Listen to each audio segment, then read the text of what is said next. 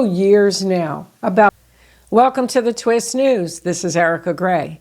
I have talked for several years now about the European Union's economy being hedged. That's right, having a hedged economy, building a hedged economy.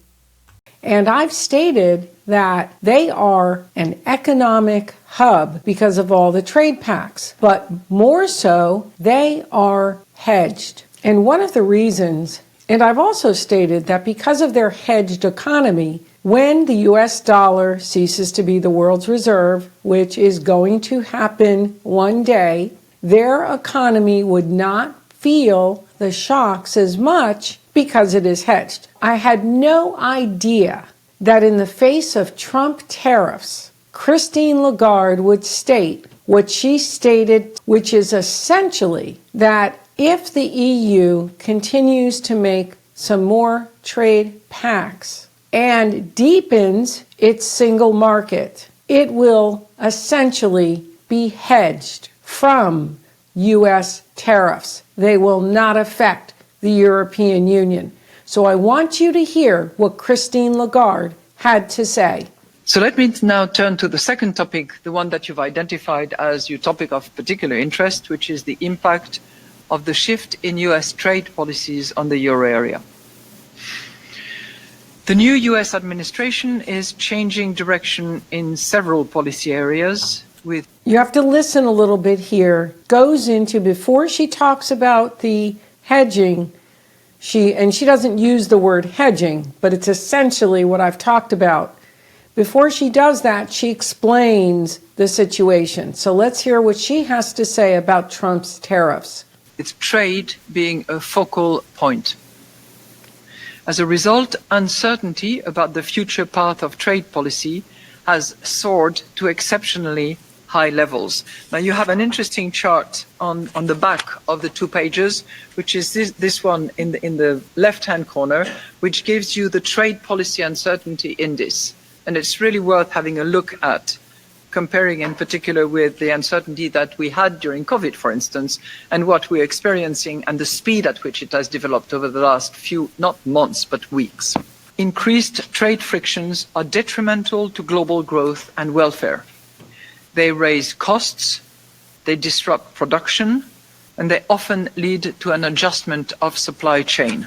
This also encourages tit-for-tat retaliatory policies, further undermining the benefits of free trade. The euro area, which is very open to trade and deeply integrated into global supply chains, especially with the United States, is particularly exposed to shifts in trade policy changes. As regards the impact of specific trade measures, the situation is, of course, evolving almost on a daily basis.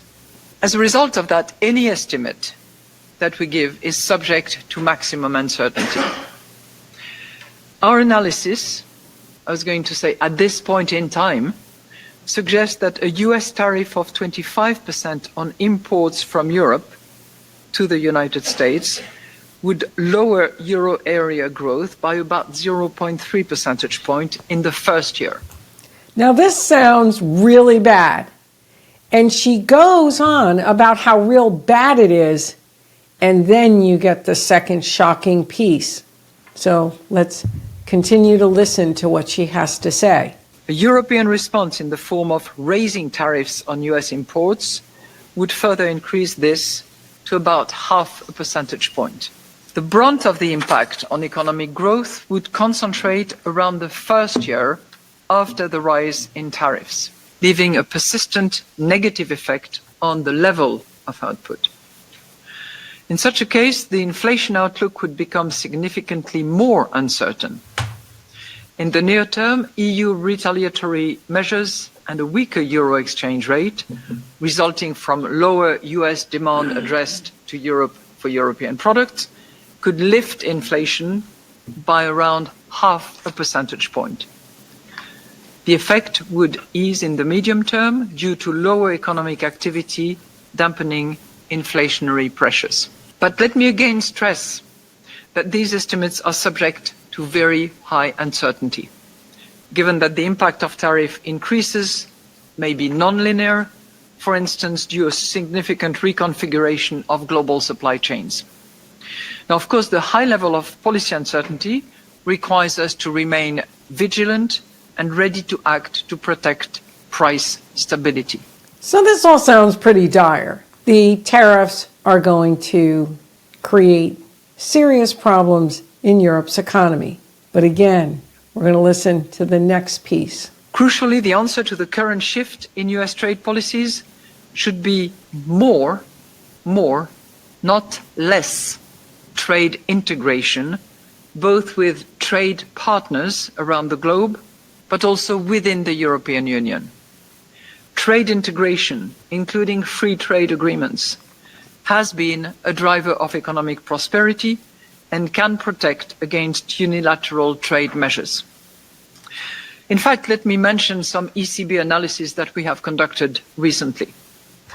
So now the story changes. It's going to get extremely positive for the European Union from this negative forecast. Here goes. It indicates that closer integration with the rest of the world, so that means excluding the United States, could more than offset the losses incurred from unilateral tariffs, including retaliation. So the consequences that I have mentioned as a result of the tariffs and the retaliations could actually be offset by this further and deeper integration with the rest of the world. So it is important that the EU remains open to trade and swiftly finalizing recent trade agreements with other international partners, because that would be also a powerful signal. We must also use these developments as a catalyst for deepening trade between European Union member states. The single market is estimated to have added between 12 and 22% to long-run EU GDP in its first 30 years. And the level of trade between member states has doubled since its integration. To conclude, in today's turbulent environment, only a united Europe is a stronger Europe.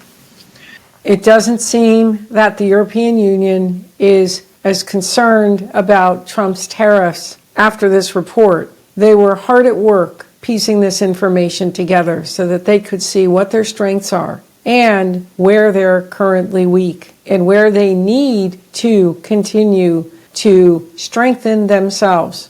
But you could see from Lagarde's statement that one of the key strategies is going to be more trade pacts with the rest of the world so that they can offset not only the United States, but as she stated in the broadcast, any other shocks that might come in the future. What Christine Lagarde is saying is that they are hedging their economy through these various trade pacts, and not only through the trade pacts, but by strengthening the internal market, completing the competitive compass, so that that's going to make the European Union itself stronger with its other trade agreements. So there you have it. The European economy is not fully hedged at the moment, but the plan is to hedge it. This is how far the European Union has come. Many were not paying attention as the Union was evolving. It was erroneously taught that it was falling apart at every interval, at every news happening that affected Europe. It was always stated by the media that it was falling apart. On the contrary, as you've heard today, it is confident it can continue to build in the direction to offset Trump's tariffs. Hope you found this informative. I want you to be sure to hit that subscribe button.